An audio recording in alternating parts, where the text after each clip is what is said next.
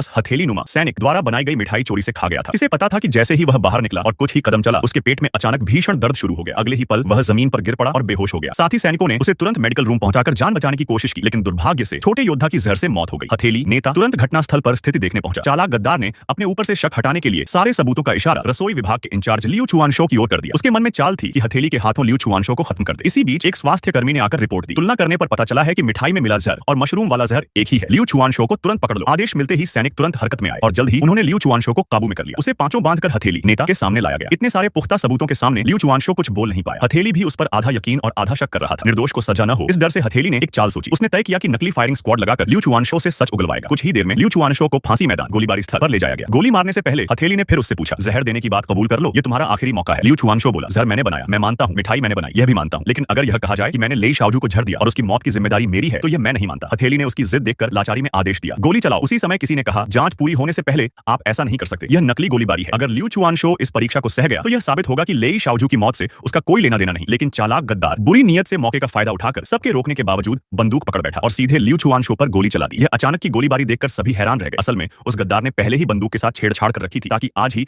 Liu चुआनशो की जान ले सके। लेकिन उसने कभी सोचा भी नहीं था कि मनुष्य का सोच ईश्वर की योजना के आगे कुछ नहीं।